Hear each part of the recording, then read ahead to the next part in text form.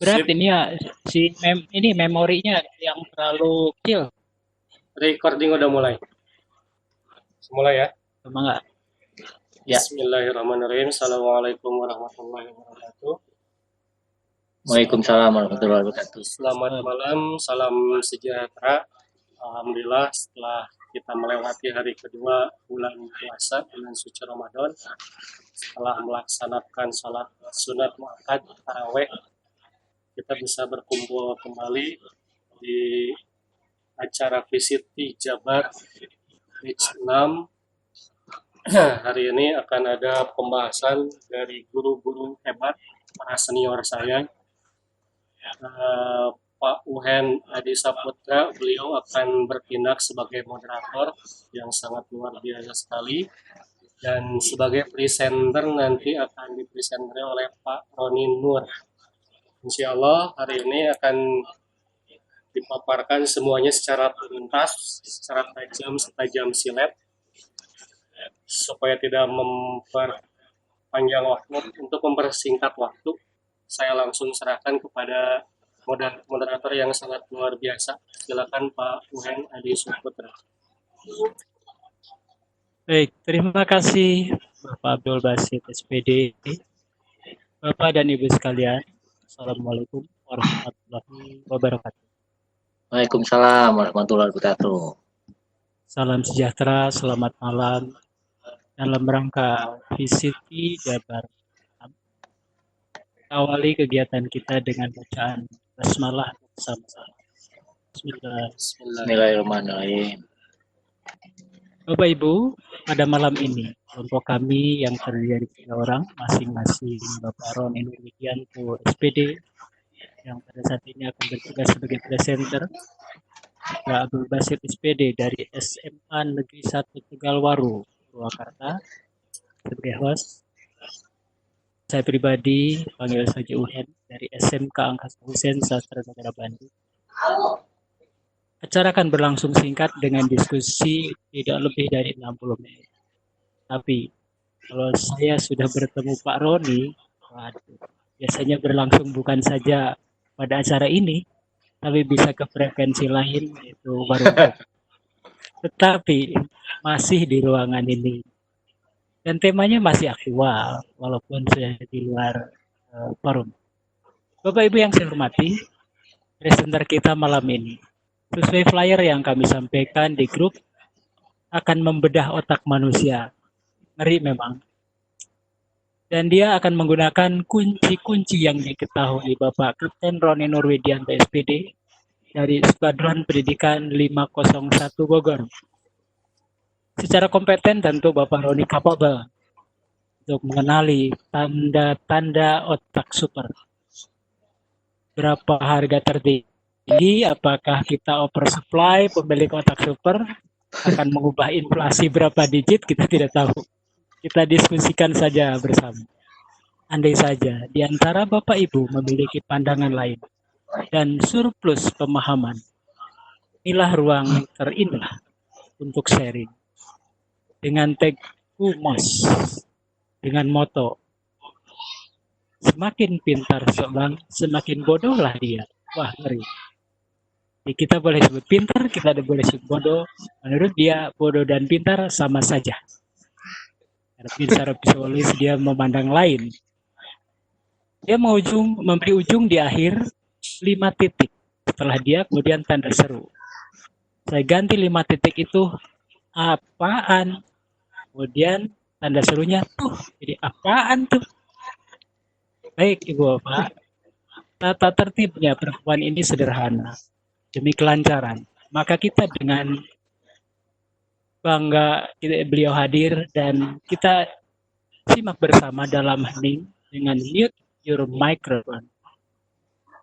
Pada kesempatan dari isu ini, host akan memberikan sinyal unmute. Saya memantau pula melalui chat yang Bapak Ibu sampaikan. Jika kendala teknis terjadi karena keterbatasan provider dan teknologi, kita terima saja. Dan tidak usah marah, begitu kata pelatih-pelatih kita yang terbaik. Dan itu semoga tidak terjadi. Baiklah, Bapak Ibu, dengan bangga saya persembahkan kesempatan terbaik, paparan terindah, Bapak Roni Nurwidianto SPD. Dipersilahkan. Baik, terima kasih kepada Bapak UN yang sudah memberikan waktu pada saya. Terima kasih kepada host Bapak Abdul Basit yang sudah membuka diskusi kali ini.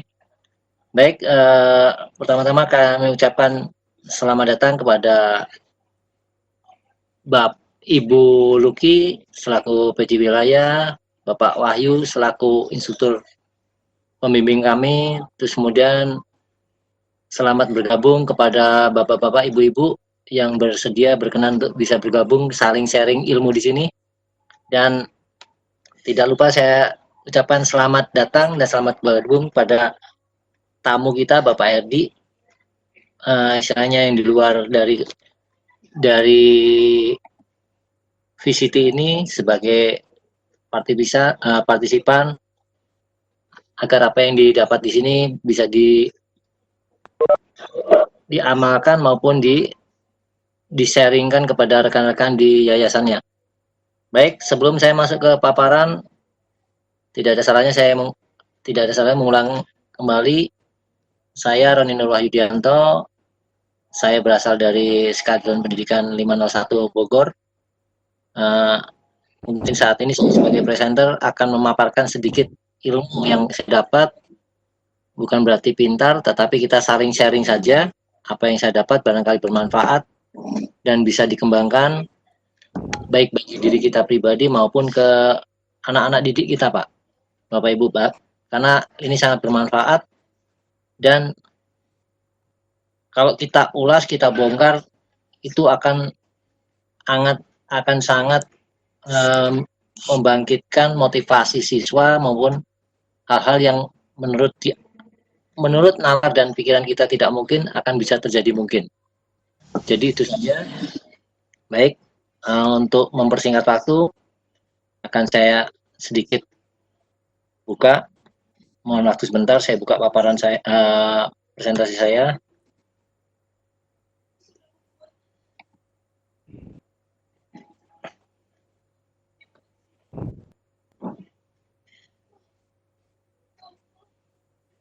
Sudah muncul, Bapak Ibu, untuk presentasinya? Sudah. Mikrofonnya agak dekat, Pak Roni, ya. Iya.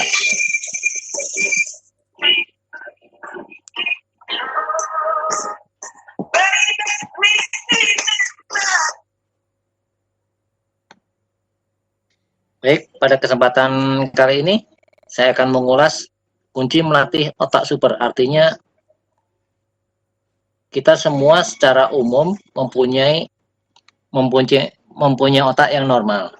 Tetapi itu semua terdiri dari beberapa bagian tanpa kita mengetahui apa saja sih yang terkandung di dalam otak kita, apa saja yang mempunyai ada nilai yang tersembunyi, ada nilai lebih dan lain-lain.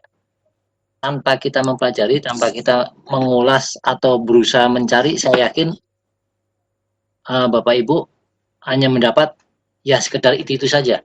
Tapi tanpa kita berusaha menggali, mencari sumber-sumber yang lain, saya yakin yang menurut kita sudah hebat ternyata masih banyak sekali kekurangan dari apa yang dimiliki kita semua.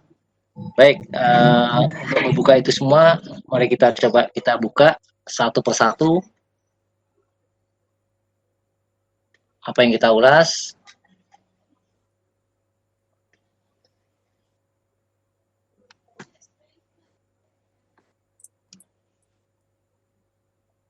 Ya, yang pertama, otak kita itu terbagi menjadi tiga bagian. Satu batang otak, kemudian limbik atau tingkat kecerdasan, kemudian neurokorteks, artinya sarafnya.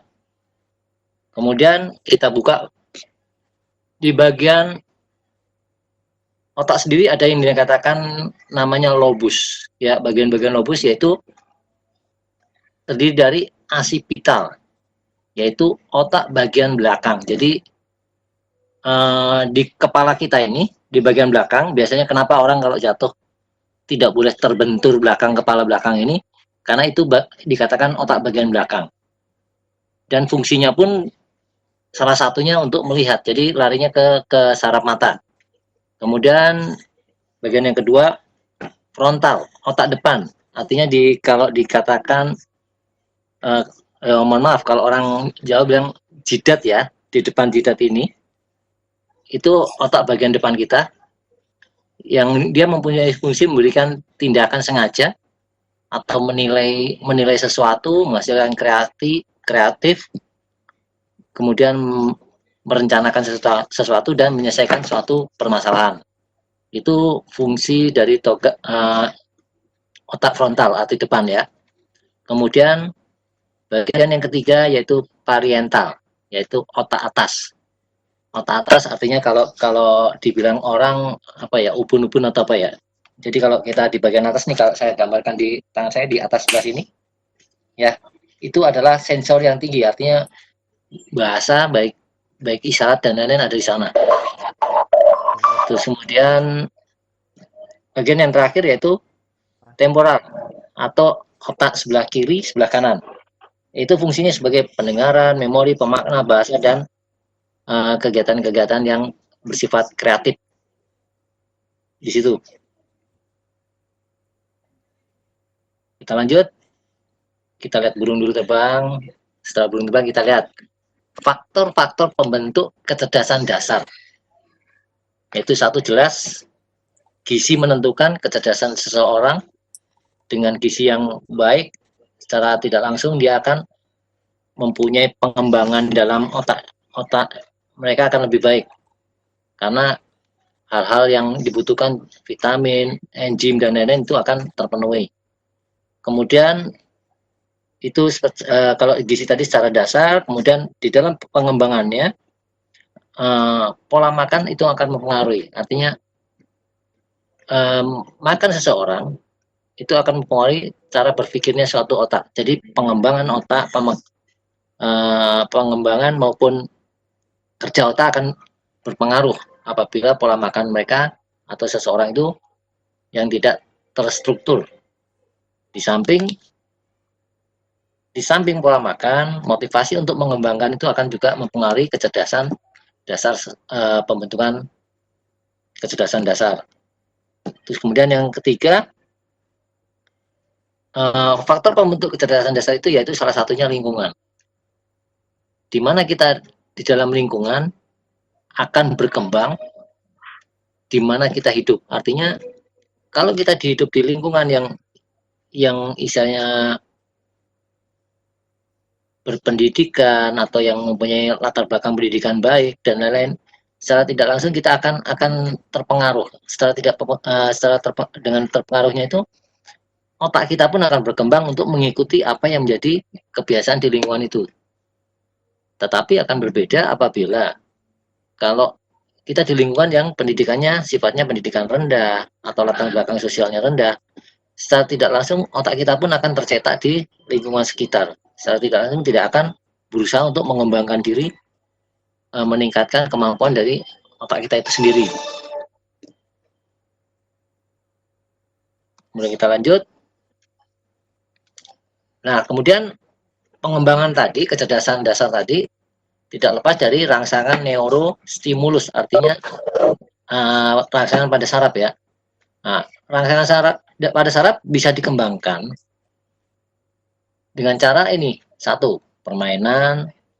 Ya, permainan itu kalau dia mengembangkan permainan biasanya dikembangkan untuk yang sebelah kanan, otak sebelah kanan ya. Kemudian gerakan atau ketawa itu mengembangkan untuk membuat si saraf-saraf daripada otak ini tidak terjadi ketegangan. Terus kemudian pengayaan, musik, dan kreativitas itu untuk mengembangkan sisi otak sebelah kanan. Karena orang jarang sekali mengasah otak bagian sebelah kanan, karena jarang adanya disebutkan pelatihan-pelatihan yang mengembangkan atau merangsang otak kanan untuk lebih aktif.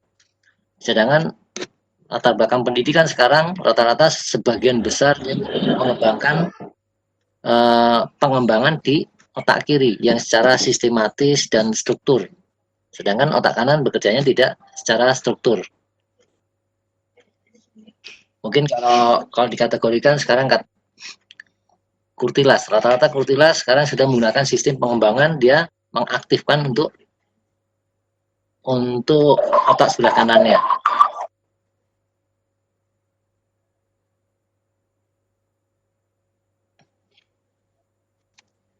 Nah, jika kita bandingkan dengan reptil, di sini ada beberapa pembanding ya. Yang pertama, kalau di reptil, di otak kanan, dia berfungsi untuk mengatur emosi, kognitif, perasaan, memori, kemampuan belajar, pengalaman, senang. Itu.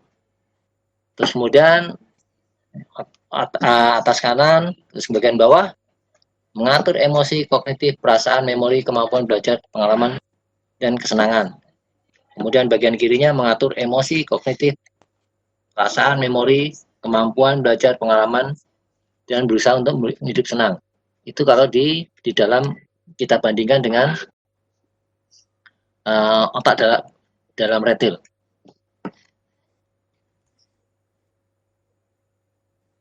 Bagaimana dengan di mamalia atau reptil ya. Di situ ada bagian, kalau di kita tadi ada, di manusia ada 4 bagian, tapi kalau di reptil ada 3 bagian, yaitu hipotalamus, hipokampus, amigdala. Dan masing-masing fungsinya itu pengendali emosi, tahan keseimbangan, hormonal, rasa lapar, seksual, usaha metabolisme, dan ingatan jangka panjang. Adapun ada pada manusia di samping terdapat pada binatang reptil umumnya. Nah, itu semua penjelasan tadi itu kalau di dalam manusia itu semua tercakup di dalam otak kiri, kanan, atas, dan bawah, dan belakang. Tetapi kalau di dalam binatang tidak seluruhnya ada terpenuhi. Nah, sekarang kita masuk ke bagian yang utama. Bagaimana kita mengoptimalisasi otak kita, baik kanan, kiri, atas, bawah, dan belakang. Yang pertama jelas, kita makanan, kandungan lemak, ya itu yang dikatakan tadi kategori gizi. Kemudian kita yang kedua melatih kita dengan permainan baik puzzle, TTS, dan lain-lain, itu membuat otak sebelah kanan kita akan lebih bekerja. Karena kalau otak sebelah kiri dia bersifat sistematis ya, contohnya hafalan, matematika, dan lain-lain. Sedangkan otak kanan bersifatnya permainan. Jadi kalau yang bersifat senang itu berarti adanya di otak kanan, contohnya musik, olahraga, dan lain-lain. Tetapi kalau kita bermain puzzle berarti itu sudah belajar mensinkronisasi antara otak kiri dan otak kanan, salah satunya. Kemudian untuk mengoptimalisasi salah satunya yang berikut, tidur siang atau tidur yang cukup. Makanya kalau kita ada aturan minimal 7 atau 8 jam itu kalau dikatakan yang tidur yang sehat. Tidur sehat artinya benar-benar organ tubuh kita, apalagi sampai bagian otak kita yang selalu berpikir dan panas, itu dia akan benar-benar bed rest, artinya benar-benar istirahat. Kemudian dengan bicara secara tidak langsung merangsang saraf otak kita untuk berpikir. Jadi itulah, karena kita rajin, artinya bukan berbicara banyak omong, bukan, artinya kita berbicara secara formal maupun secara informal di dalam satu diskusi dan lain-lain. Inilah yang melatih otak kita menjadi lebih optimal. Artinya apa yang kita bicarakan berarti kan sudah dipikir. Artinya dalam pikiran akan keluar di dalam psikomotoriknya dengan cara bicara. Itu salah satu mengoptimalkan. Yang berikutnya dengan jalan cepat. Jalan cepat artinya pergerakan saraf atau peredaran darah dia akan berjalan sampai ke kepala, dan ke jantung pun akan berjalan secara cepat dan membuat aliran peredaran darah itu akan normal, akan lancar, dan hal itu membuat hal-hal yang misalnya membuat terjadi penyumbatan baik darah yang ada di dalam otak maupun di jantung itu akan terdorong sehingga akan ikut larut dan semua peredaran berjalan dengan sempurna.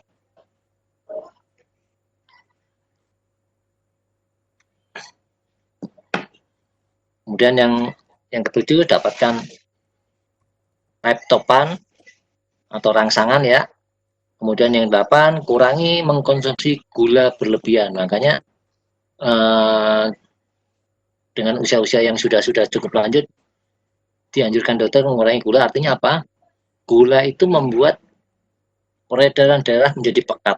Dengan peredaran darah pekat, maka darah yang mengalir ke otak pun akan menghambat jalannya darah yang masuk ke otak. Sedangkan kita dibutuhkan otak yang kita dibutuhkan ini sebetulnya darah yang benar-benar dia tidak mengandung gula berlebih, artinya dia berjalan secara normal. Semakin cepat darah yang masuk ke otak kita, maka bekerja otak kita pun akan semakin maksimal. Nah itu, selain itu di samping itu kita juga makanya di dalam artinya melarutkan kadar gula di dalam darah itu dengan cara berolahraga. Cara berolahraga akan jadi badan kita panas, maka lemak-lemak maupun dan lain-lain yang kira-kira tidak dibutuhkan pada metabolisme kita itu akan terbakar dan terbuang pada keringat. Itu salah satunya untuk memperlancar peredaran darah yang masuk ke otak. Kemudian yang terakhir, hindari penggunaan teknologi yang berlebih. Ini jelas karena secara tidak langsung entah besar atau kecil, sengaja tidak sengaja ada sedikit frekuensi yang mengganggu, karena teknologi tidak lepas dari spektrum, frekuensi, cahaya dan lain-lain, itu akan mengganggu. Yang minimal untuk sentuhan pertama berarti kita dari mata, sedangkan di mata itu digerakkan dari otak bagian belakang. Nah, kalau sedikit dia agak terganggu secara tidak langsung, kerja otak belakang akan terganggu. Mungkin perlu Bapak Ibu ketahui sekalian, otak belakang itu kalau kita membaca dari buku literasinya, itu dari depan ubun-ubun ini sampai ke tulang ekor. Makanya orang kalau bilang jatuh, jangan sampai tulang ekornya kena, menimbulkan kelumpuhan, yaitu karena sebagian besar orang tahu otak itu hanya di kepala, ternyata tidak begitu saya membaca di buku, ternyata sampai tulang ekor itu termasuk bagian otak belakang. Makanya dihindari jangan sampai dia terluka. Itu tadi bagaimana kita mengoptimalkan, terus kemudian bagaimana kita meningkatkan kecerdasan. Sekarang banyak sekali pelatihan bagaimana dia meningkatkan kinerja otak, baik otak kanan, otak kiri, depan, belakang, dan lain-lain. Salah satunya dari beberapa item yang di sini yaitu menari, olahraga, sarapan, makan yang memang benar-benar kandung protein, terus kemudian mengerjakan pekerjaan secara bergantian. Contohnya kalau kita ada pelatihan menggunakan video, bagaimana kita tangan kanan membuat lingkaran, tangan kiri menggunakan segitiga, atau sebagian ada yang pegang hidung dengan diiringi musik, itu salah satunya. Kemudian jelas yang berikutnya, jelas nutrisi. Kemudian tadi sudah disampaikan tidur yang cukup, kemudian membaca, belajar bahasa, itu bahasa salah satunya untuk mengembangkan kinerja otak. Kemudian yang jelas, yang terakhir menjaga kesehatan gigi. Kenapa dok dari otak larinya ke gigi? Karena di dalam gigi itu ada saraf yang benar-benar akan mempengaruhi ke mata maupun ke bagian belakang otak kita. Makanya kalau kita belajar pernah coba cabut gigi, dianjurkan tidak sekali cabut sehari 2. Artinya itu menjaga agar saraf kita tidak rusak atau tidak luka. Artinya biar tidak terlalu berat untuk menanggung akibat dari obat-obatan itu tadi. Makanya itu dijaga jangan sampai, terutama gigi atas dilindungi, jangan sampai terjadi pencabutan secara beruntun dalam waktu yang berdekatan, karena sangat berpengaruh sekali pada saraf mata. Mau tidak mau saraf mata akan berpengaruh kepada otak kita.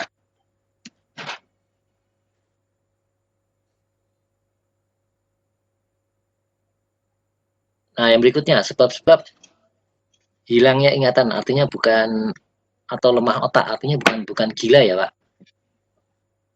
Kita secara ilmiah kita berbicara, salah satu sebab-sebabnya yaitu obat-obatan, merokok, narkoba, alkohol. Nah, ini bagi bapak-bapak yang merokok, hati-hati,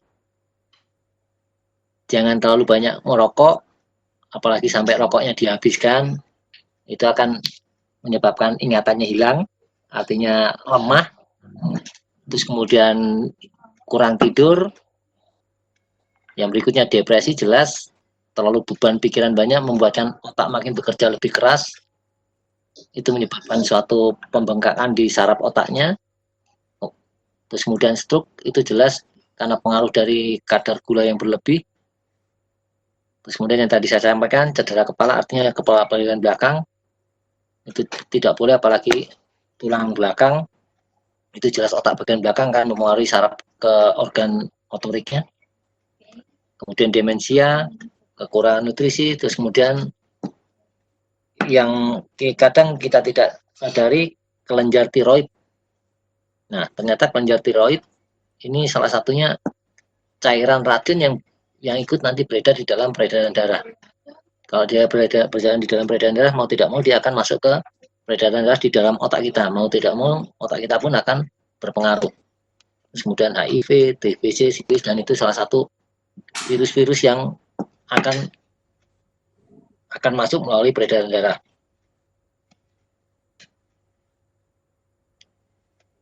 Kemudian ini salah satu pencegahan, mencegah resiko pikun usia muda. Mungkin kalau yang usia 50 ya sedikit-sedikit boleh lah, karena sudah mulai lemah, kasarnya begitu. Nah, tetapi dalam usia tua pun kita bisa sedikit mencegah, salah satunya yaitu olahraga. Olahraga yang saya menyesuaikan dengan kemampuan umur dan lain-lain. Kemudian menjaga pola makan, artinya hal-hal yang semestinya sudah harus dikurangi, kita kurangi, dan mengurangi rasa asin, lemak, manis, dan lain-lain. Kemudian jaga berat badan. Kemudian yang jelas ini bagi bapak-bapak, berhenti merokok agar tidak pikun, ibaratnya mengurangi rasa biar tidak pikun. Terus kemudian mengurangi alkohol, miras, dan menjaga pola tidur. Kemudian yang sangat penting ini, hal-hal yang mencegah penurunan fungsi,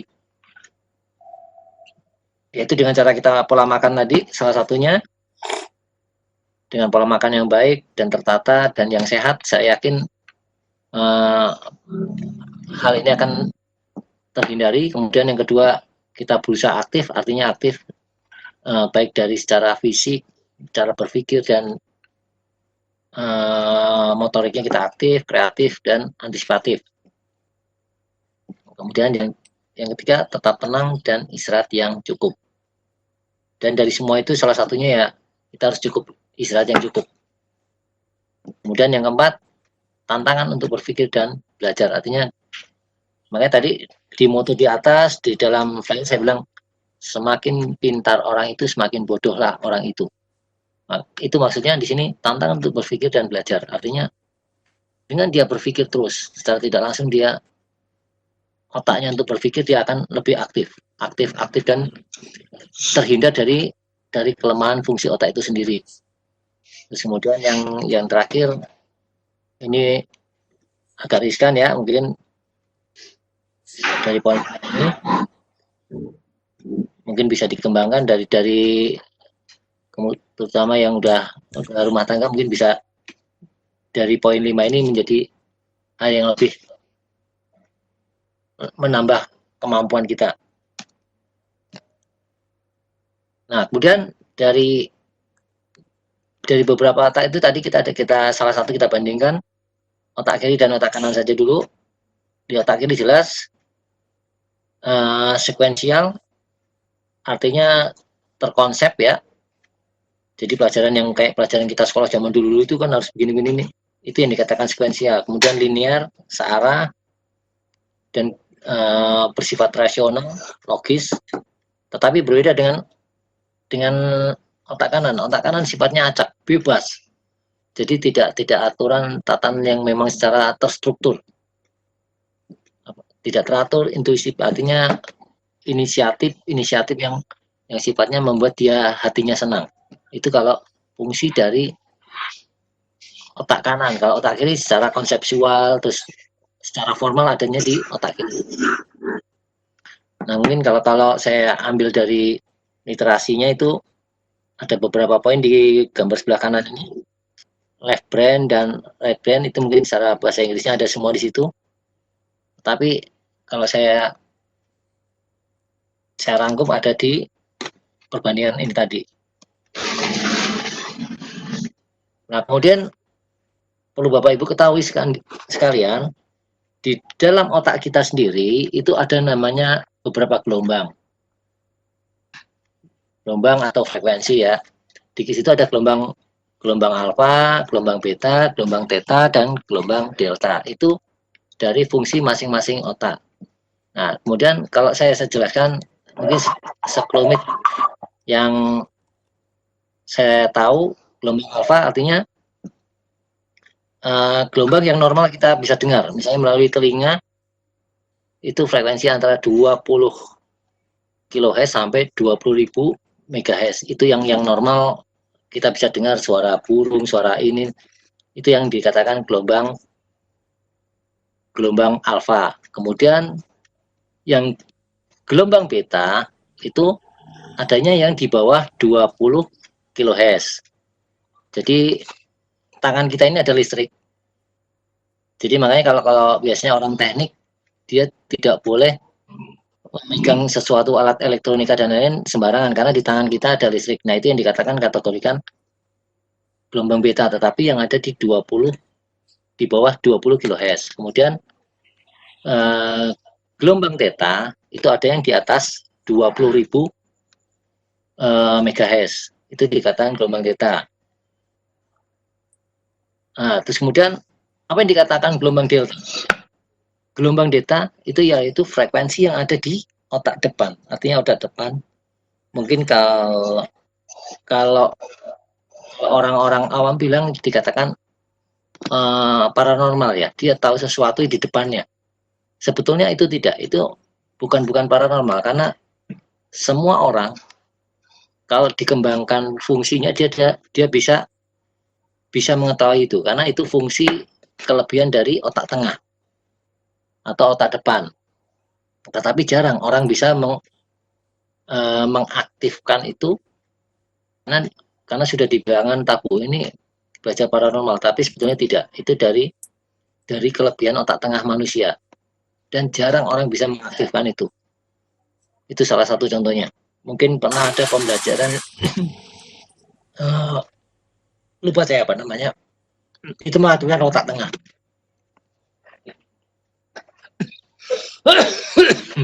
Maaf, sebentar.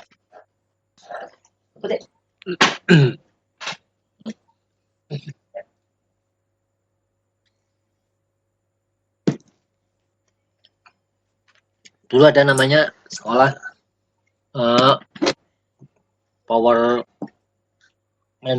manpower itu mengaktifkan otak tengah dalam waktu beberapa menit, yang semula orang tidak bisa ternyata jadi bisa.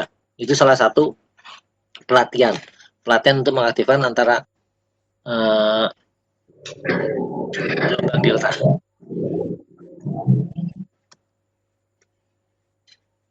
Kemudian ada beberapa mitos yang sudah berkembang di mana-mana.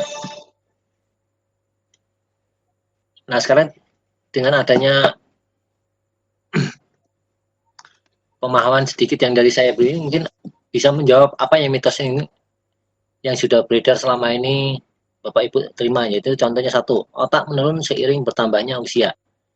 Memang benar, tetapi tidak semuanya benar, tergantung bagaimana kita mengembangkan otak kita sendiri itu. Kemudian kerusakan otak selalu permanen.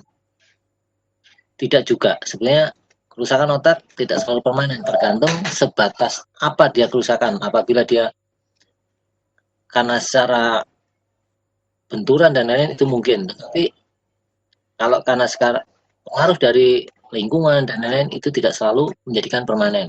Kemudian orang otak kiri adalah mereka yang terorganisir, sementara orang otak kanan adalah mereka yang kreatif. Itu memang benar, karena dari fungsi masing-masing otak itu memang otak kiri sebagai yang terorganisir, sedangkan otak kanan sebagai yang kreatif. Tetapi kalau kita sudah mempelajari bagaimana mensinkronisasikan otak kiri dan otak kanan, hal yang terkotak ini tidak akan terpisah menjadi dua bagian, tapi menjadi satu bagian, tapi yang lebih maksimal atau luar biasa hasilnya. Kemudian yang keempat, mendengarkan musik klasik akan membuat bayi lebih cerdas. Artinya bukan cerdas, karena dengan musik kita secara tidak langsung kita akan mengaktifkan otak kanan. Jadi perlu Bapak Ibu tahu. Jadi kita bisa mengembangkan karena itu dengan cara bermain musik, nyanyi dan lain-lain salah satunya. Terus kemudian IQ Anda tetap sama sepanjang hidup. Saya rasa ini sudah terbantahkan ya, kalau IQ Anda tetap sama sepanjang itu tidak, tergantung dari poin-poin yang tadi saya jelaskan di depan, salah satunya lingkungan, visi dan lain-lain. Terus kemudian nomor 6, otak Anda bekerja lebih baik di bawah tekanan. Nah, saya rasa tidak. Orang semakin nyaman dia bekerja dan lain-lain, saya yakin dia akan lebih berpikiran berkembang, kreatif, dan banyak yang dihasilkan dari ketenangan itu tadi. Kemudian nomor 10% otak yang digunakan, ya itu memang sebagian menurut pendapat ahli 10% otak yang digunakan. Karena kenapa? Rata-rata sebagian besar manusia hanya menggunakan otak sebelah kirinya. Fungsi otak sebelah kiri hanya terorganisir, sedangkan kanannya contohnya kreatif, musik itu hanya beberapa orang saja, apalagi dia menggunakan fungsi dari otak depan, otak belakang, dan hampir kurang lebih sekitar 80% orang jarang menggunakan fungsi dari otak depan dan otak belakang. Sedangkan itulah yang orang mempunyai nilai lebih apabila seseorang bisa mengaktifkan otak depan dan otak belakangnya. Kemudian nomor 8, permainan otak meningkatkan memori dan penalaran. Jelas, secara tidak langsung kita akan mengembangkan kerja otak, baik otak kiri maupun otak kanan, apalagi ada yang matematika dan dengan permainan puzzle dan lain-lain, itu salah satunya permainan yang mensinkronisasikan antara otak kiri dan otak kanan. Kemudian yang berikutnya, catatan terperinci apa yang Anda lihat dan alami. Artinya ini apa yang sudah kita jalani dan lain-lain, semua akan tersimpan di otak kita. Mau tidak mau, dengan simpanan itu, mau tidak mau, memori kita akan tersimpan di dalam memori, artinya di dalam otak kita. Mau tidak mau, otak kita pun akan berkembang. Dan yang terakhir, otak adalah hardware, artinya jalinan kabel yang rumit, ya, artinya rumit karena satu sama lain sebetulnya kalau kita kembangkan dia akan menjadikan suatu power yang luar biasa. Tetapi saat ini masih terorganisir secara kotak-kotak, hanya bekerja otak kiri saja, otak kanan. Tapi kalau kita bisa mensinkronkan otak kiri dan otak kanan, kemudian otak depan, otak belakang, dan kita sinkronkan, itu menjadikan suatu kekuatan yang luar biasa. Mungkin yang kata bilang orang hal yang tidak mungkin itu mungkin terjadi. Makanya dikatakan di sini hardwire, satu rangkaian yang rumit. Mungkin komputer pun bisa kalah apabila hardwire ini memang benar-benar terwujud. Mungkin itu saja Bapak Ibu sekalian. Mohon maaf kalau ada kurang lebihnya. Kalau memang ada yang salah, itu hanya kesalahan dari saya. Mungkin kalau ada kelebihannya dari Allah Subhanahu wa taala. Mungkin sekedar saya sharing. Nanti kalau memang ada yang bisa dipertanyakan silakan. Kalau memang tidak bisa nanti biar saya cari referensi berikutnya. Sekali lagi terima kasih kepada Bapak Moderator dan Bapak Os yang memberikan waktu saya untuk menjelaskan dan membagi ilmu apa yang saya dapat. Akhir kata, Assalamualaikum warahmatullahi wabarakatuh. Baik, terima kasih Pak Roni, luar biasa. Paparannya begitu lancar rupanya sinyal hari ini, bersahabat. Ibu Bapak sekalian, saya coba membuat highlight paparan beliau. Rupanya kita harus memperkaya kemampuan. Ada 3 bagian otak, belakang, depan, atas, dan temporal kiri kanan. Pembentukan pengembangannya dipengaruhi oleh gizi, pola makan, motivasi, serta lingkungan. Ada juga pengaruh terhadap kerja dan kemampuan kapasitas otak. Reptil dan manusia berbeda dalam pengaturan otak kiri dan kanan. Kemudian optimalisasi otak harus dilatih. Di usia kita rupanya gula jangan sampai overdosis. Ini bulan saum, diingatkan Pak Roni, jangan terlalu makan gula. Sebab rupanya gula jarang disebut dalam rasa, aduh pas gulanya, yang ada adalah aduh pas kopinya, begitu kata Pak Roni. Iya. Bagian belakang dari cephalus sampai caudal, cephalus itu kepala, caudal itu ekor, rupanya ada hubungannya dengan sistem kerja otak. Selain beliau menyampaikan hal peningkatan adalah dilatih, tunjang dengan istirahat. Kesehatan gigi rupanya ada pengaruh. Jadi ibu bapak jangan coba-coba menambah hobi dengan hobi cabut gigi. 2 kali saja dilarang pakai hobi, Pak Roni nanti akan jadi satgas untuk melarang hobi itu. Sehingga di rumah sakit juga tidak ada yang hobi di ronsen. Radiasinya bahaya. Sel-sel bisa rusak. Baik. Hilang fungsi otak bisa disebabkan oleh pengaruh drug, smoking, depression, dan fraktur bagian belakang juga boleh. Hal lain adalah menyangkut nutrisi. Jadi, kalau hilang mungkin ya nutrisi yang salah. Sisi lain dari pencegahan, manusia pada dasarnya adalah makhluk bergerak, jadi harus gerak. Pola makan minum harus selektif, massa badan harus dijaga, bukan berat badan. Massa badan saja Pak Roni.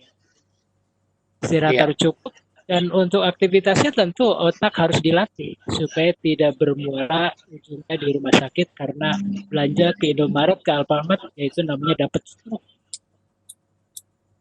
Secara gelombang, tadi Pak Roni mungkin ada salah sebut, saya pakai sedikit. Jadi yang alfa, beta, theta, delta, yang rentang di ambang dengar ya, 20 Hz sampai 20 kHz. Jadi di bawah itu namanya infra, di atas itu ada ultra dan super. Baik Ibu Bapak, gelombang itu seperti itu. Secara mitos beliau mengulas juga, ada mungkin sekarang banyak jadi mode sehingga bayi di dalam kandungan didengarkan musik dari Mozart, dari Beethoven, yang mana itu praktek. Jika memang sugestinya nyampe, boleh praktek, tapi juga mungkin jangan menjadi kebenaran yang menurut orang juga banyak yang menyalahkan. Itu harus ya, mungkin beberapa orang masih debatable. Bapak Ibu tentu akan memanfaatkan kesempatan konferensi virtual ini secara baik sesuai topik. Saya niatkan kepada Bapak Ibu untuk melengkapi presensi yang sudah ditabulkan oleh Pak Basit. Saya lihat di chat.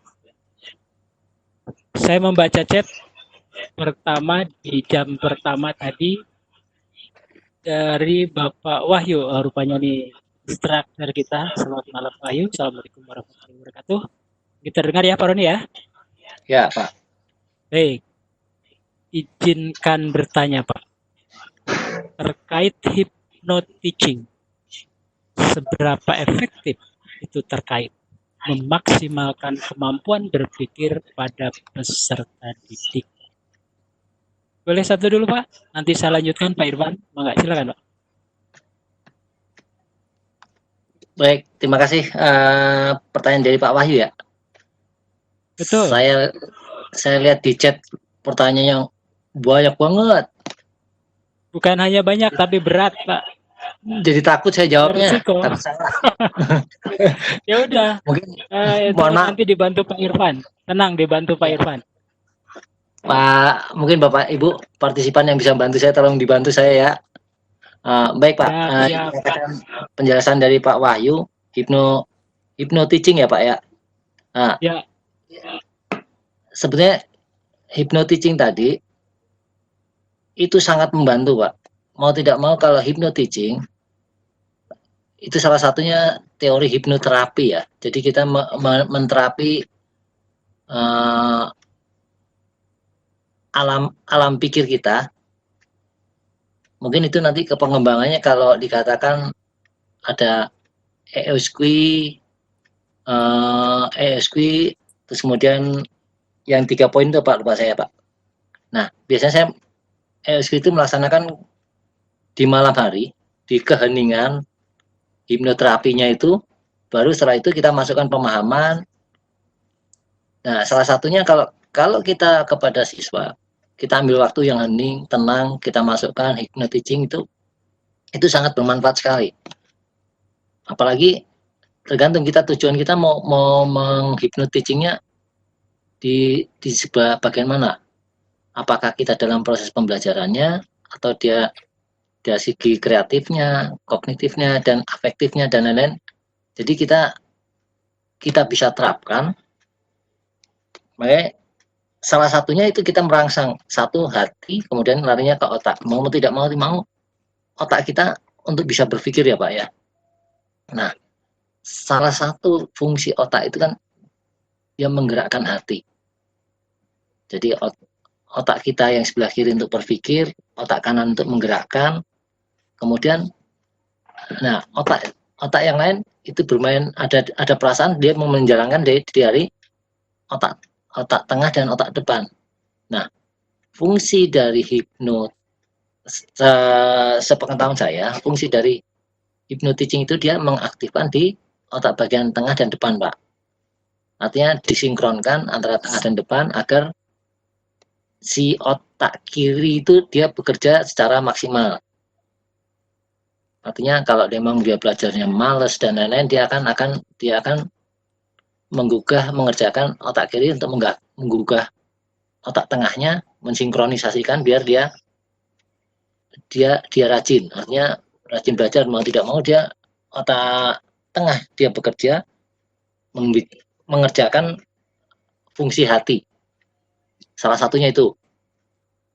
Nah, kemudian pernah dengar ada yang pelatihan hipnoterapi Pak untuk mengaktifkan otak depan. Jadi kayak setahu saya salah satunya anak itu bodoh, tapi begitu dia diikutkan pelatihan hipnoterapi kurang lebih sekitar 2 hari.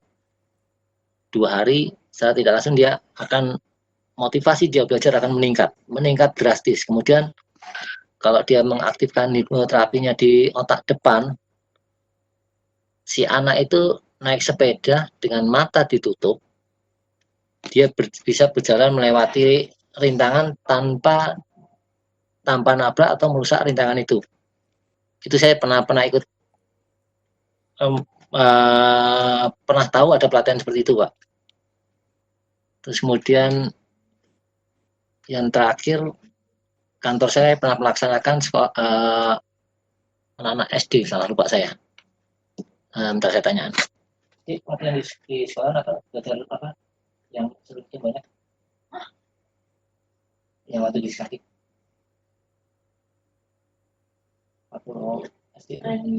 Halo, Pak Roni, sudah muncul modulasi ini. Ya, salah satunya training modular, training motivation Pak. Nah itu dengan teori-teori itu dipakai. Jadi si anak bisa dengan sekian menit bisa menghitung hitungan yang rumit dengan diberikan training kurang lebih sekitar 1 jam 2 jam training, kemudian si orang tua suruh keluar, anak dikasih materi, kemudian orang tua masuk, coba Bapak bikin soal. Ini anaknya sekian menit langsung bisa menjawab secara cepat. Itu salah satu dari materi hypno-teaching dengan hipnoterapi itu, Pak. Mungkin itu aja, Pak, yang Baik, setahu siap. saya. Iya, siap. Terima kasih Pak Roni. Baik, barangkali nanti di bagian akhir ada yang menambahkan ya. Saya harus rolling karena ini menumpuk pertanyaannya. Saya yakin Wahyu tidak puas karena Pak Roni bukan alat pemuas nafsu. Iya, Yang kedua, sama-sama. saya sampaikan dari Pak Irfan. Pak Irfan akan menyampaikan langsung, mungkin Pak Basit bisa membuka microphone-nya. Kalau tidak berkenan, saya akan bacakan. Mangga Pak Irfan.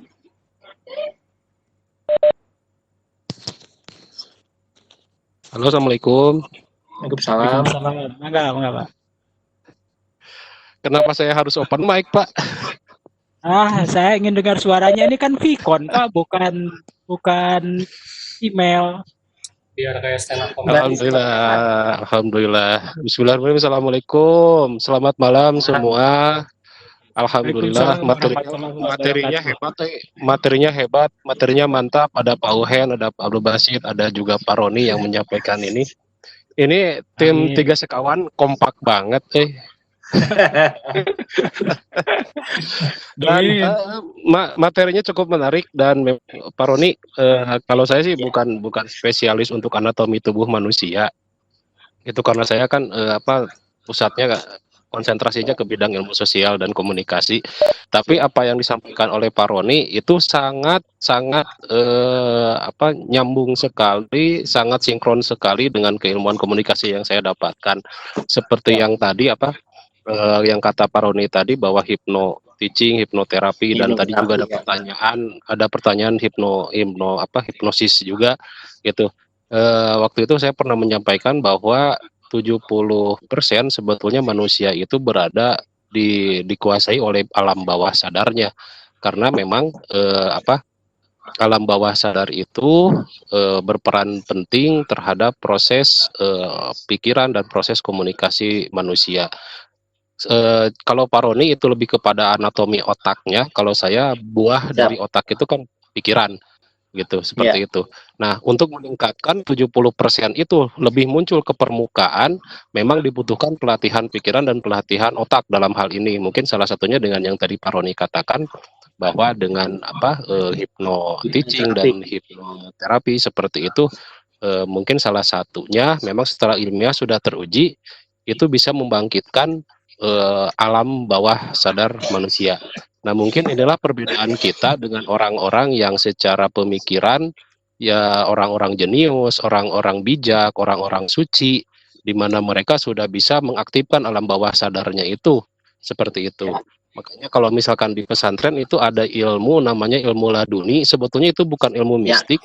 Ilmu laduni itu sebetulnya adalah keilmuan secara ilmiah di mana seseorang sudah bisa membuka semua potensi otaknya seperti itu, gitu. Nah, tapi sebetulnya saya minta pendapat itu ketika bertanya, tadi saya ada pertanyaan di chat, saya minta pendapat Pak Roni, katanya manusia itu selama hidupnya hanya bisa memaksimalkan 1/3 dari potensi otaknya, gitu. Nah, justru saya minta pendapat itu dari Pak Roni, dari sisi anatomi, apakah memang hal tersebut hanya mitos atau seperti apa? Oke, terima kasih Pak Roni, saya minta pendapatnya dan pendapat partisipan yang lain juga. Terima kasih, saya sudah berikan kesempatan untuk open mic. Sukses, materinya hebat, presentasinya juga oke, timnya kompak banget, saya sirik beneran. Iri saya dulu dapat tim yang kompak bapak-bapak kayak gini malam-malam. Ya, selamat semua, assalamualaikum. Terima kasih Pak Irfan. Barakallahu, luar biasa. Terima kasih Pak Irfan. Mangga Pak Roni. Baik Pak Irfan, pendapat saya kalau yang dikatakan Pak Irfan tadi sepertiga itu saya rasa benar Pak. Benar, bukan mitos ya. Artinya apa? Kita lihat saja dari bagian otak kita sendiri kan ada kiri, kanan, depan, belakang, atas. Anggaplah 5 ya Pak ya. Tapi selama ini yang dikembangkan khususnya di dunia pendidikan kita sendiri, itu dia cuma mengaktifkan sebelah kiri Pak. Sedangkan jarang sekali kita mengaktifkan sebelah kanan. Apalagi bagian depan, belakang.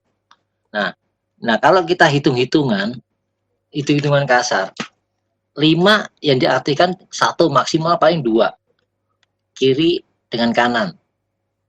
Belajar matematika dengan musik, paling itu saja. Tetapi yang depan belakangnya jarang. Baru kalau dia di pesantren, baru ilmu laduni yang otak depan ya Pak, belakangnya tengah belum. Nah, makanya saya bilang kalau dibilangkan mitos sepertiga itu memang kenyataan seperti itu. Tapi apa yang dikatakan tadi, saya lihat punya Buluki ada filmnya, saya belum nonton filmnya seperti apa. Nanti kalau mungkin saya coba saya baca, nanti bisa saya ini filmnya. Kalau benar-benar itu semua diaktifkan Pak, saya yakin luar biasa kelebihannya manusia ini Pak. Makanya Allah menciptakan manusia itu lebih daripada makhluk yang lain, yaitu tadi. Kalau itu diaktifkan semua, sudah ngeri jadinya Pak. Tetapi saat ini kan tidak semua orang menyadari kelebihan dari manusia, khususnya cuma bagian otak saja sudah punya kelebihan banyak. Jadi yang ibaratnya kalau kita melihat, contohnya saya ambil contoh salah satu aja. Yang dikatakan tadi Pak Irfan, ilmu laduni salah satunya itu mengaktifkan otak depan. Saya merem, saya bisa ngelihat dompet Pak Ohen duitnya ada berapa. Itu kelebihan dari otak tengah. Jangan, nggak boleh itu. Kosong mereka belanjakan. Pak.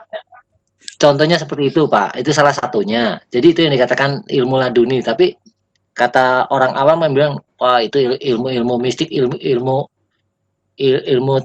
tingkat berat lah. Nah, tapi sebetulnya kalau kita secara ilmiah tidak, itu kelebihan dari ilmu dari otak kita, itu salah satunya itu. Jadi itu Pak jawabannya. Jadi kalau kita sepertiga kemampuan yang kita gunakan ya memang bukan mitos, emang kenyataan seperti itu. Sedangkan baru sekian persen digunakan aja udah wah hebat banget kan, gitu salah satunya. Mungkin itu Pak Ohen jawaban dari saya, pendapat dari saya mungkin dari sepertinya nyambung ya dengan disiplin punya Pak Irfan di mic expression. Oke, itulah Pak Irfan. Mudah-mudahan tidak puas. Ingat, Pak Roni bukan alat emas. Yang ketiga, Pak Roni, mungkin saya sambungkan dengan Ibu Sudarlati. Beliau akan menyampaikan bahwa yang stroke itu tidak selamanya, yang pikun tidak selamanya berasal dari yang Bapak sebutkan tadi, yang ada hubungannya dengan ngisap 2, 3, 4 atau mungkin dengan alpukat, almenak, alkohol, ketang, gitu Pak Roni bagaimana? Ya mohon maaf ya, mohon maaf Ibu, mungkin saya sedikit menjelaskan ini. Memang secara berangsur organ tubuh manusia itu semakin bertambah umur, setelah tidak langsung bekerjanya pun tidak maksimal dibandingkan kita masih usia muda ya Pak. Pasti ada degradasi, ada penurunan sedikit-sedikit lah ya. Tetapi kalau secara normal, ibaratnya tidak signifikan dengan apa yang diakibatkan saat ini. Misalnya dia pikun, kita tinggal lihat setback ke belakang. Apa yang dia sudah kerjakan, apa yang dia sudah lakukan, apa yang dia sudah makan. Nah, tanpa kita sadari, pola-pola itu kita keseharian sudah dianggap lah biasa-biasa aja. Tapi kan apakah yang masuk ke badan kita dengan yang keluar ini seimbang? Nah, kita tidak sadar kalau hal-hal itu sepele, ringan, tapi berakibat pada efek-efek yang ada di organ tubuh kita. Kecuali kalau yang memang dia olahragawan, yang masuk dengan yang keluar minimal akan seimbang. Karena lemak-lemak atau gula-gula yang kadar gula glukosa ya yang ada dalam kita sedikitnya terbakar, akan terbuang. Jadi kandungan di dalam gula darah ini yang masuk ke otak ini minimal mendekati bersih lah. Tidak ada, artinya tidak, kandungan glukosanya tidak over atau tidak berlebih, mendekati normal. Dengan itu secara tidak langsung dia darah yang masuk mengalir pada otak kita pun akan lebih segar dibandingkan orang-orang yang sekarang jarang olahraga dan lain-lain. Satu itu, kemudian dengan pengaruh kepikunan tadi, eh, berbeda ya. Begini Pak, mungkin kita bisa menjadikan pengalaman para guru-guru kita, dosen-dosen kita yang pintar-pintar, ibaratnya yang profesor dan lain, usianya udah cukup lanjut. Tetapi kenapa beliau-beliau tidak pikun? Jarang ada yang di bawah usianya udah sekitar 60 dan lain tidak pikun. Kenapa mereka tidak pikun? Karena apa? Salah satunya otak beliau selalu dipakai berpikir dan lain. Jadi dia selalu dilatih untuk bekerja walaupun tidak sekeras dibandingkan dia waktu usia muda. Nah, dengan cara dia sering berpikir dan berlatih untuk dilatih, secara tidak langsung dia kelemahan yang dikatakan lemah otak tadi itu akan terhindari Pak. Minimal sedikit akan terhindari dibandingkan orang-orang yang cuma ya normatif sajalah, mendekati usia tua begini-begini saja. Nah, itu akan berbeda. Mungkin itu sedikit penjelasan dari saya Pak. Mungkin kalau ada kurang, mungkin ada yang bisa nambah. Oke, sesi kedua ya. Karena ini pertanyaannya kalau saya urut ini Bandung Purwakarta Pak. Ini sampai Bogor. Kereta listrik nggak cukup. Baik, itu tambahan berurut saya bacakannya berurut berdasarkan letak ya. Pak. Satu lagi. Izin Pak Roni, yang Pak Wahyu ya. Ada film Lucy, saya bacakan cepat saja. Itu film terakhir dari gambaran betapa hebatnya otak manusia. Film tersebut dipaparkan jika kita hanya memakai lebih dari 2% kemampuan otak kita. Dan kalau potensi otak kita terbuka sampai lebih dari 10%, maka akan mampu mengembangkan superhuman. Pertanyaannya, apakah secara ilmiah film tersebut bisa dibenarkan? Singkat saja Pak. Bisa Pak. Tadi sudah saya jelaskan di depan, di atas. Kita tadi terdiri dari 5 bagian otak kiri kanan dan lain-lain Pak ya. Kita baru menggunakan otak kiri saja sudah bisa ke bulan. Oke, terjawab bisa ya. Siap. Yuk, siap. Next, from Mr. Jansen. Pak Roni, apakah orang yang cenderung menggunakan tangan tertentu, contoh kidal, berpengaruh juga dengan otak? Singkat Pak. Jelas bisa Pak. Karena secara tidak langsung dia otaknya yang bekerja dengan tangan kidal itu dia otak kanannya sedikit aktif Pak dibandingkan orang yang menggunakan kanan. Ya. Nah. Oke. Kan kalau kerja mungkin saya jelaskan sedikit. Kerja otak itu otak kiri menggerakkan organ sebelah kanan, otak kanan mengerjakan organ sebelah kiri. Itu Pak, salah satunya. Jadi kalau dia tidak di otak kanan dia bekerja. Oke, tapi di norma Islam mungkin agak agak kontradiktif. Agak tanda petik, ya. Oh betul. Saya dulu oleh guru SMP dilatih menggunakan tangan kiri sehingga saya SMA bisa nulis kiri kanan. Saya sempat juara pingpong tangan kiri. Dan kiri kanan saya bisa menggunakan saat itu. Kemudian gambar saya bisa kiri kanan. Gambar sel itu menggunakan kanan, kemudian keterangannya pakai kiri. Itu ketemu guru agama. Enggak, itu dilatih Pak. Ya. Ketemu guru agama saya hilangkan itu kemampuan kirinya. Hanya cuma bisa membuat gambar aja yang kirinya sekarang. Oke, lewat. Oke, sama Pak. Jadi itu yang saya ya. Saya kiri kanan bisa Pak. Ya. Oh siap. Kiri kanan ini Pak, saya malah diolok-olok itu monyet bisa kiri kanan katanya gitu. Biarin. Jadi lebih rincinya Pak Jansen nanti japri saja biar Pak Roni capek mikirinnya ya. Kita hajar aja Pak Roni lah. Kemudian next from Mrs. Nuraini, izin bertanya Pak, bagaimana dengan orang yang terkena hipnotis? Apakah berpengaruh pada otak? Itu yang bawah sadar mungkin. Boleh jelaskan Pak? Oke, agak susah nih saya jawabnya nih. Oke, harus dihipnotis ke Bu Nuraini ya? Ya. Bu Nuraini harus dihipnotis. Oh jangan pelatih. Kalau hipnotis, ini Pak, mungkin kalau hipnotis itu kan kita sudah berbicaranya merangsang otak yang antara depan, tengah ya Pak ya. Nah, itu sudah berbicaranya frekuensi, kita bermain frekuensi dah.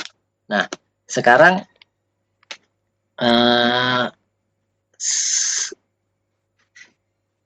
agak sulit saya menjelaskannya.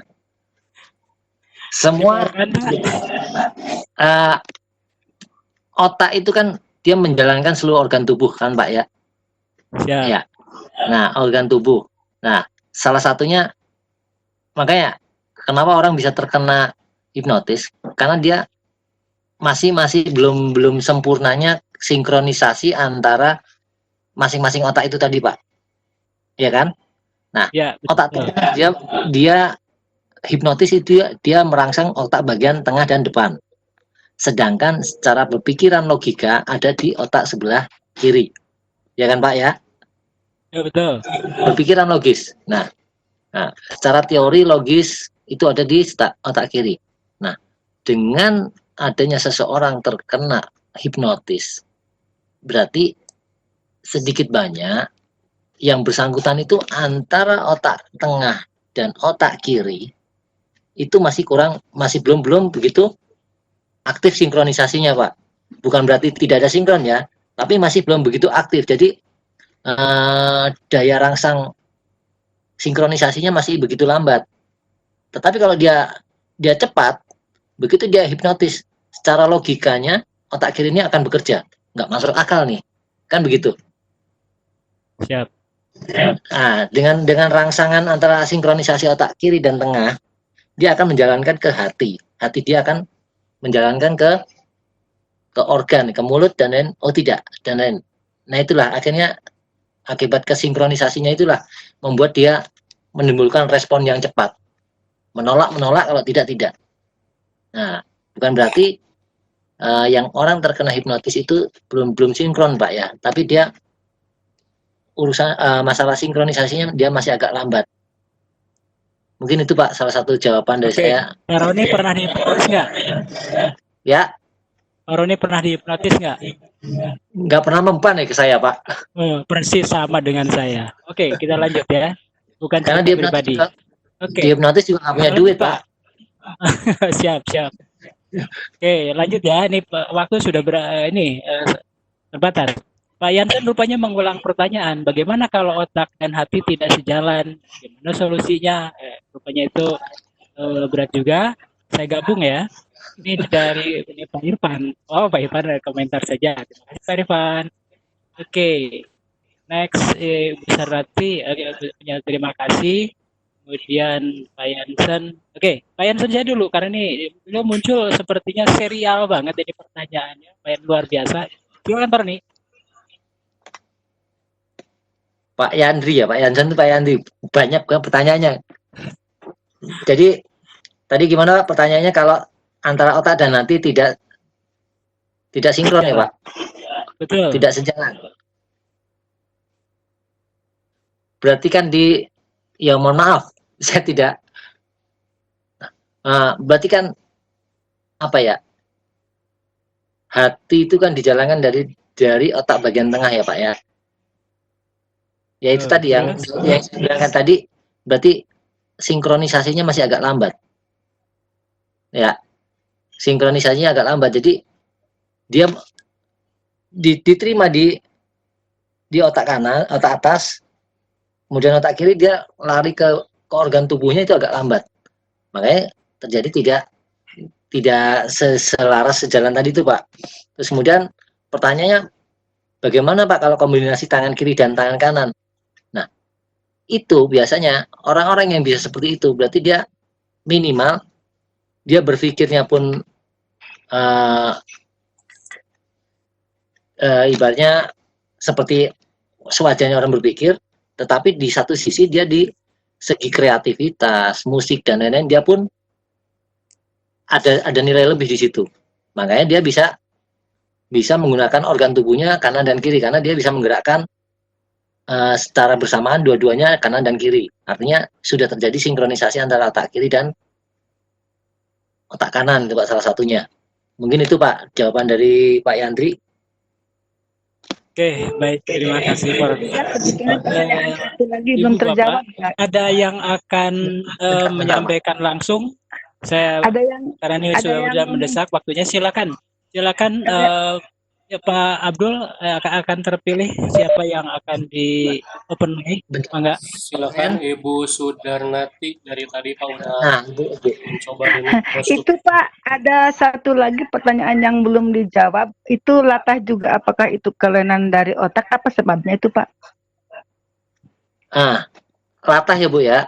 Iya. Latah itu salah satunya kan biasanya dia terjadi gangguan di bagian saraf otak ya Bu ya. Nah, saraf otak itu kan dia contohnya kan kalau kita otak kanan yang keganggu berarti organ bagian tubuh sebelah kiri keganggu. Terus kemudian sebaliknya, terus kemudian latah pun itu terjadi adanya salah satu ada ketidaksinkronan di salah satunya di bagian otak belakang ya Bu. Otak belakang itu salah satunya dia ada saraf dari otak belakang dari atas sampai ke belakang ke ekor ya Bu. Ini ada saraf-saraf yang terganggu, artinya dia sudah ada rangsangan yang misalnya semestinya tidak terjadi gangguan, akhirnya terganggu. Makanya dia antara yang ada di dalam alam pikir dia, otak dia dengan akan di psikomotoriknya dia terlalu cepat. Salah satunya itu Bu. Jadi sebetulnya di hipnoterapi latah itu bisa hilang. Hipnoterapi kita bisa hilang dengan latah. Karena contoh teman saya ada di kantor satu orang hipnoterapi, salah satunya pengaruh dari lingkungan juga kita rubah di lingkungan yang tidak berusaha merangsang saraf otak dia untuk berbuat latah itu tidak. Kemudian di saat dia mau mengucapkan sesuatu yang latah, kita sentak, jeng. Setelah tidak langsung dia langsung akan keluar, jeng, dia akan mengucapkan sesuatu. Salah satunya itu Bu, kalau kita merubah hipnoterapinya orang-orang yang latah. Tetapi tidak menutup kemungkinan dari lingkungan sekitar itu yang sangat-sangat sekali mempengaruhi Bu. Mungkin itu Pak. Iya, oke Baik, Pak, terima kasih. Pak. Luar biasa. Ya, baik, terima kasih Ibu Sudarnati. Baik, masih adakah yang raise hand atau open mic? Saya beri kesempatan untuk menuju ke posisi sekitar 329 detik lagi. Sudah tidak ada yang raise hand rupanya Pak Moderator. Oke, baik Pak Abdul Basit. Oke ya, kita pantau. Baiklah Jangan Ibu Bapak Saya sekalian. udah mengapa nih. Sampailah rupanya di bagian akhir. Mungkin Pak Roni akan menyampaikan closing statement. Silakan Pak Roni.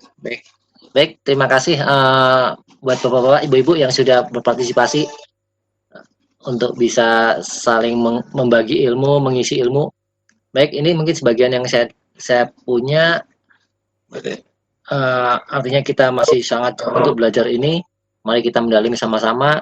Apa yang saya dapat ini bukan berarti ini karena saya belajar karena membaca dan pengalaman pun, jadi marilah kita saling sharing. Tetapi bukan berarti apa yang saya jelaskan sepenuhnya benar, tidak. Kita kembalikan kepada diri kita masing-masing bagaimana kita mengembangkan potensi otak kita sendiri. Mungkin saya rasa itu, sekali lagi ada kurang lebihnya dengan apa yang saya sampaikan. Mohon maaf segalanya kepada Bapak Ibu. Dan selanjutnya saya kembalikan kepada moderator. Terima kasih banyak. Assalamualaikum warahmatullahi wabarakatuh. Terima kasih kembali. Waalaikumsalam warahmatullahi wabarakatuh. Terima kasih Pak Roni dengan segala keterbukaan. Bapak Ibu, sampailah kita di penghujung acara. Tepat pukul 21.55 di jam saya. Saya pengatur acara menyampaikan terima kasih untuk semua atas partisipasinya. Sebelum saya kembalikan ruang ini, saya persilahkan, mungkin sudah off the record nanti, untuk yang terhormat Bu Haja Luki Lestari, mungkin kesempatan kedua kepada Wahyu Hidayat, barangkali ada informasi penting yang baru untuk kita dalam rangka finalisasi. Silakan Bu. Terima kasih Pak Uher. Tapi rekamannya sudah dimatikan ya, atau masih terekam ya? Benar, Bu. Hanya sekadar mengingatkan. Ini dengan Mau hand? siap sebentar. Kita tutup dulu Pak. Saya boleh Atau tanya, ada sesuatu? boleh tanya ke Bu Luki saran untuk itu? Kita tutup acara ini dengan bacaan Alhamdulillahirrahmanirrahim. Saya moderator mengembalikan kembali ke ruangan Bapak Abdul Basit SPD. Saya persilakan Pak, terima kasih. Ya, terima kasih Bapak Dr. Andes Uhen Adi Saputra dari SMK Angkasa Bandung yang sudah memoderatori acara ini sehingga bisa berjalan dengan lancar, dengan komunikatif juga, banyak pertanyaan yang sangat luar biasa dari bapak-bapak dan ibu-ibu luar biasa juga, dan pemaparan yang sangat luar biasa dari Bapak Roni Nur SPD dari Stadi 501. Mudah-mudahan acara ini membawa berkah kepada kita semua, ilmunya bermanfaat buat kita semua, khususnya buat yang menyampaikan juga. Dari akhir kata, dan saya akhir kata, terima kasih. Mohon maaf apabila ada salah-salah kata. Terima kasih. Assalamualaikum warahmatullahi wabarakatuh. Waalaikumsalam.